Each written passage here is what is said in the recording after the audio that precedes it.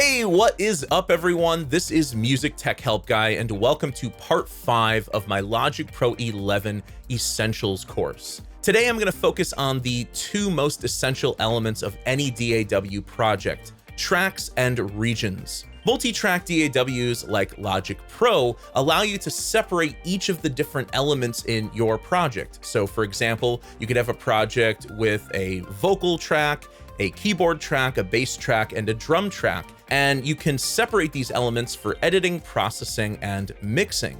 Likewise, regions are essentially the containers that hold these elements and are placed on the tracks, whether it be an audio recording, a MIDI recording, a step sequencer pattern, or a session player pattern. In this video, I'm going to break down the 4 main types of tracks and regions in Logic 11, and I'll also show you how to get started using a MIDI controller to record to MIDI regions and how to select software instruments. Before we get started, I need to quickly tell you about the sponsor of today's video, Boombox. Boombox offers secure file storage for your mixes, stems, multi-tracks, and even full DAW sessions. And it's not just about storing files. You can share your files with collaborators, bandmates, or clients, and they can leave time-stamped feedback directly on your projects. This is a great way to work through mix revisions and production notes, especially when you have multiple collaborators or a band to work with.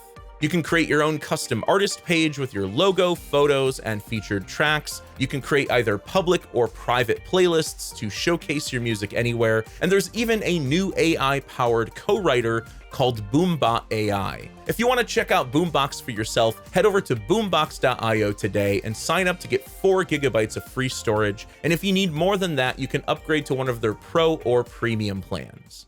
Okay, so this video will probably be a little longer than the others, so buckle in. And for this video, I'm just going to start from scratch and show you each of the different types of tracks and regions. We're not going to go super in depth with these, but at this point, I just want you to have a basic understanding of what the different types of tracks are and some of the basics of how to use them. Okay, so when you create a new Logic project, Logic will force you to create at least one track in order to get into the tracks area. So looking at the create a track dialog, you would probably think there are 4 types of tracks and 2 or 3 variations of each type of track. Well, really there are just 2 main types of tracks. There are MIDI-based tracks like MIDI pattern and session player tracks and audio tracks. So a MIDI-based track is going to be a software instrument track, an external MIDI track, a pattern track that's software instrument or external MIDI, or a drummer, bass player, or keyboard player session player track. These types of tracks contain MIDI data. MIDI stands for Musical Instrument Digital Interface. It is a computer protocol that allows musical devices to communicate with each other by sending, receiving, and recording musical information in the form of MIDI data. All 3 of these types of tracks are all in the MIDI realm, while audio tracks are tracks where you can record audio files like singing into a microphone, plugging in an electric guitar or a keyboard or synthesizer. With audio tracks and audio recordings, you just see an audio waveform on the track, not specific musical data like you'll see with MIDI. So next I'll go through each of these different types of tracks and show you the basics of how they can be used. So let's start with a MIDI track, and we're going to start off with a software instrument track. Now, by default, this will load up a default patch. So this will load up an instrument on the track, and by default, this loads up an electric piano. But if you want to just start with a blank software instrument track, you can select empty channel strip and then just click create. So here's just an empty software instrument track that I can record MIDI onto. Now, if I press Command K, this will allow me to use my musical typing keyboard as a MIDI controller, but you can hear that there's no sound coming out of the track. However, if I open up the library, and remember you can open up the library by pressing Y, in the library, you'll see a bunch of different instrument patches that you can pick from. So I'm going to go to Synthesizer, I'm going to go to Pad, and I'll choose this one called Eighth Wonder.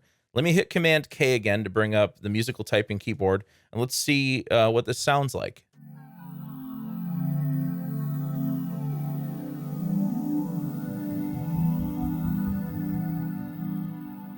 I don't recommend using the musical typing keyboard because it's just really not the best way to input MIDI data. If you're going to be working with music and you're going to be composing and writing and producing, I would highly recommend that you get a MIDI controller, even if it's a small one. Most of these are class compliant these days, meaning you can just plug them into your computer over USB and they'll just work. So let me test out my MIDI controller.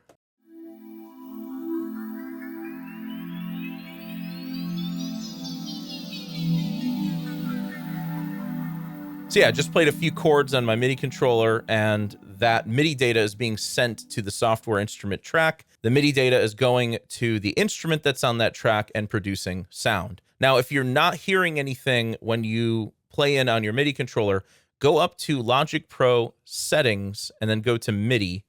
And then from here, go to Inputs and make sure that your MIDI controller is shown here. Mine is an Alesis V25. So that's what you're seeing right here. If you don't see your MIDI controller here, you probably need to install some special software associated with your MIDI controller.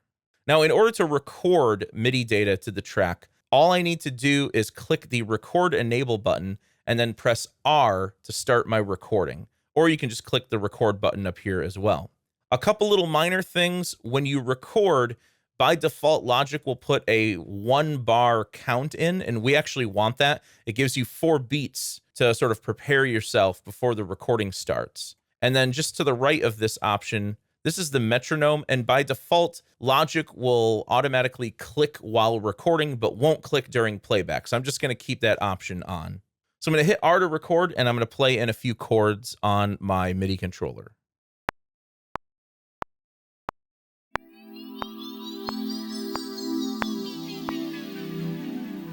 That's a little too fast for my taste.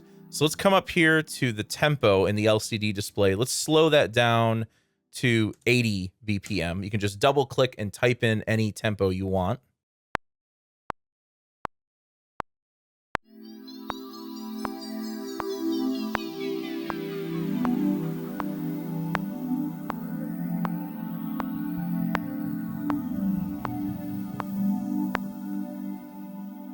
Okay, so I just played in 4 chords there.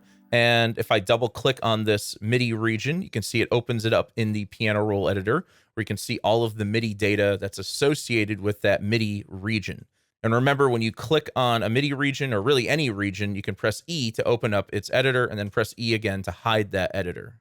Now, let's say we wanted to repeat this region a few times. There's a couple different ways to do this. One way is you can hover your mouse over the upper right corner of the region and then click and drag to loop out the region. And then you can click on it and press Control L to convert it to regions. The method I prefer is to select the region and then press Command R to repeat the region. So now this will loop those chords that I played 4 times. Okay, so there's our first track. Let's create another track. Now you can do this 2 ways. You can click this plus button here. This will open up the Create New Track dialog.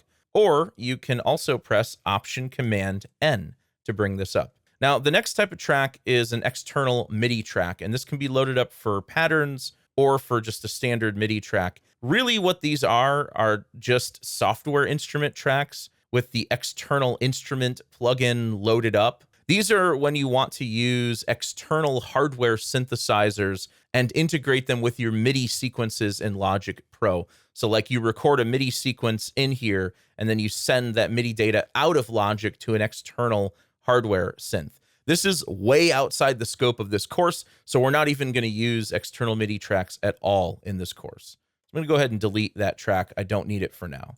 I'm going to hit Option Command N, and let's move on to pattern tracks. Now, pattern tracks are really just software instrument tracks with the step sequencer loaded up and ready to go. But let's go ahead and choose Pattern, Software Instrument. We'll use the default patch, which is an electronic drum kit, and then we'll click Create. So you'll see this immediately opens up the step sequencer editor as opposed to the piano roll editor. And if I want to close this out, I can just press E. But there's no step sequencer region on the track. What do we do? Well, if you right-click or control-click out here on the timeline, you can create a pattern region, but you can also create a MIDI region. So if I want to create a blank MIDI region for the piano roll, I can do that. Or if I want to create a blank pattern region, to access the step sequencer, I can do that as well. And you'll see inside of here, there's a bunch of different drums. I've got kicks, snares, claps, and hi-hat. By default in the step sequencer, each step is a 16th note. So this is 4 beats in total. So let's just come up with like a really basic drum pattern here. We'll add maybe a snare here, and we'll add a clap. Let's do claps on 2 and 4 and snares on 2 and 4. And then let's add in some 8th note hi-hats. You can also click and swipe to add in multiples in a row. And if I hit E to go back to the tracks area, you'll see my pattern region right here. Again, double click to bring it back to the step sequencer.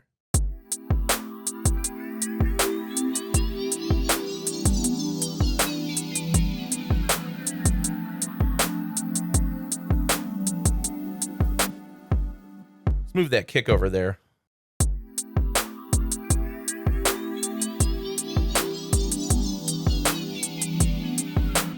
And just like before, you can press Command R to repeat a region, or with pattern regions, you can actually just hover your mouse over the right side of these and drag them out to extend that pattern out as long as you want. And that pattern is just going to loop itself and keep repeating until you create a new pattern region where you may change up the pattern a bit.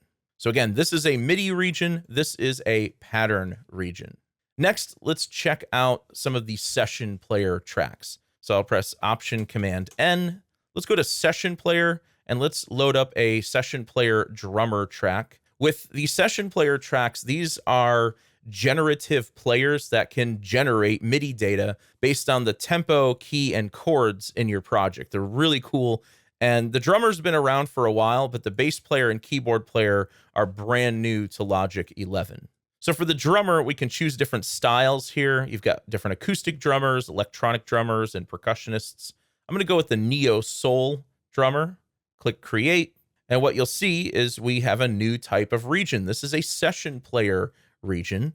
And if you double click on this, this opens up the session player editor. What you can do in here is you can customize the drum pattern for the drummer track. I'm going to go ahead and mute the electronic kit here. And while we're talking about muting, I should probably also talk about solo as well. So if you select the track and you press M, it'll mute that track.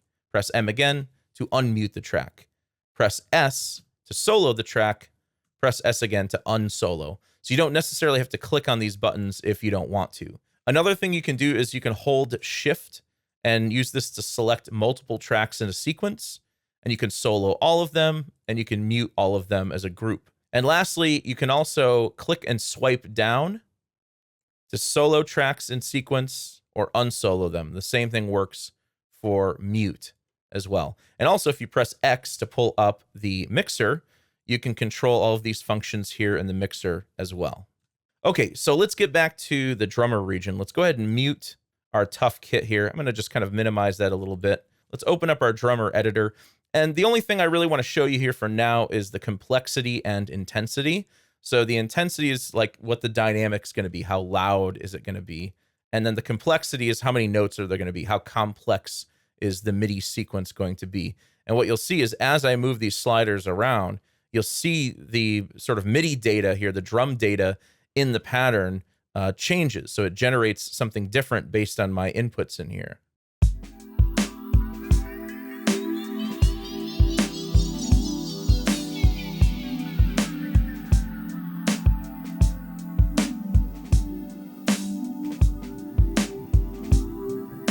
Now with drummer regions, you can repeat these as well with Command R, or you can just click the plus button here to create a new one, or you can right click or control click to create a session player region anywhere. Now at this point, I just want to point out that this is what I was talking about earlier. All 3 types of tracks here are all MIDI based tracks. And the reason we know this is I can actually create pattern regions on MIDI tracks. I can create pattern regions on session player tracks. I can create session player regions on MIDI tracks, on pattern tracks. So the type of region is interchangeable. These are 3 different types of regions, but the tracks are all at their core software instruments. So let's go ahead and mute the electronic drum kit again for now. And let's try out another session player. Let's try out the session bass player. So bass player will create a bass line for you following the key and chords in your project. I'm not going to cover the keyboard player in this video. It's a bit outside the scope of the video for now, but let's go ahead and choose a modern R&B bass, and you can choose to create a default chord progression. Let's go ahead and do that, but we're going to replace that chord progression with something else. So I'll click create, and you can see I get a bass session player track and region. Double click, you get the bass player's session player editor in here. Looks very similar to the drummer editor. And let's see what this sounds like.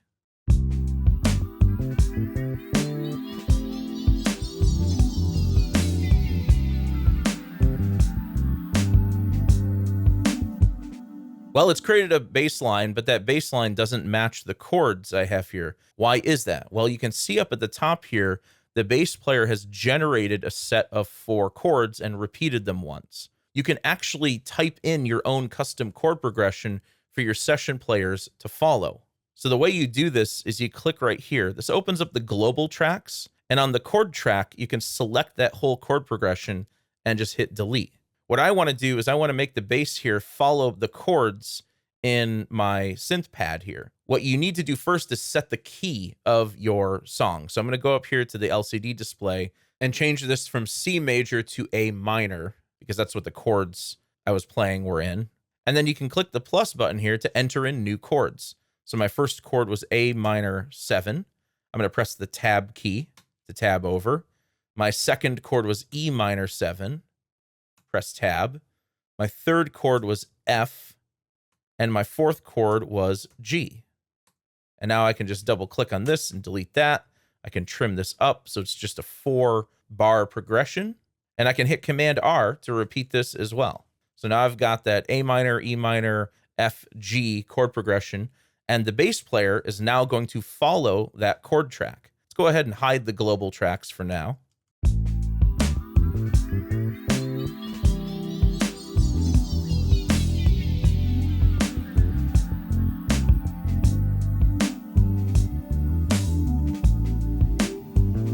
So now the bass player is following the chords in the chord track. Now, just like with drummer, you can create a new session player region here. I'm going to double click on this. And for this one, let's choose a different preset. Up here under presets, there are different baseline presets. And there are multiple different presets for every single session player for each playing style. So for this one, I'm going to choose Deep Vibes. Let's hit Command U, and let's see what that sounds like.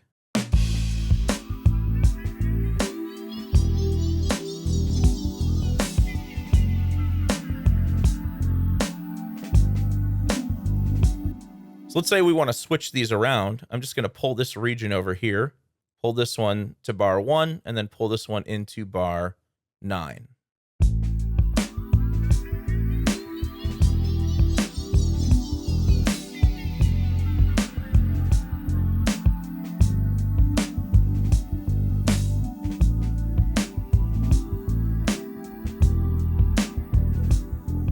Okay, so the last type of track I want to explore in this video is the audio track, and there are 2 different variations of the audio track.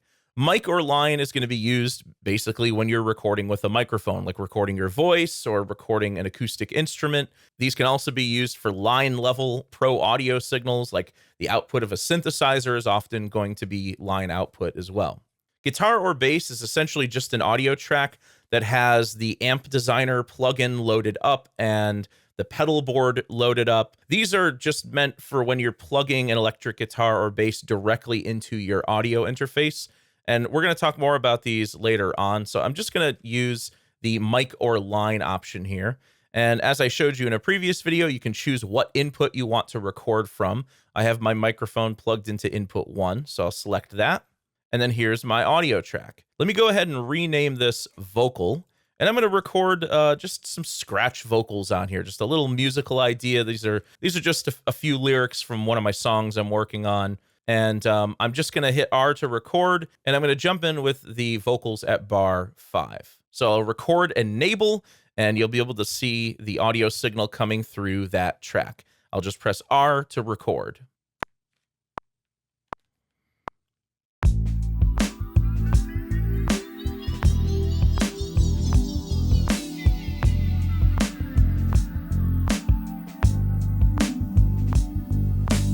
Take me to the event horizon. Take me further still. Pull me deep into the darkest depths of your soul. I wanna feel your heartbeat next to mine.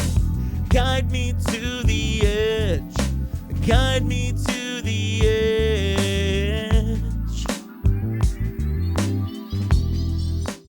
Okay, so nothing fancy, just some quick scratch vocals there. And you can see we have an audio region. This has an audio waveform on it, as opposed to having MIDI data or session player data on it. This is an audio region. It's an audio file stored inside of the Logic project. I'm going to go ahead and just trim this up from the right and left side a little bit. And you might recall from a previous video that I said the library allows for both MIDI presets, but also audio presets. So if I select this track, hit Y to open up the library, I get a whole different selection of presets. I'm going to go to voice, and I'm going to choose 60s vocal chorus. And let's see what that sounds like. Take me to the event horizon. Take me further still. Pull me deep into the darkest depths of your soul. I wanna feel your heartbeat next to mine. Guide me to the edge. Guide me to the edge. Yeah, so some pretty bad vocals on my part, but I think you get the point. It's just more of a proof of concept. So those are the 4 main types of tracks, really 2 main types of tracks in Logic Pro. Throughout the course, we're going to be exploring each of these in much more detail, so stay tuned for that. I hope you guys enjoyed this video. If you did, please leave it a thumbs up and subscribe to the channel to see more content like this. As always, thank you so much for the support, and thanks for watching.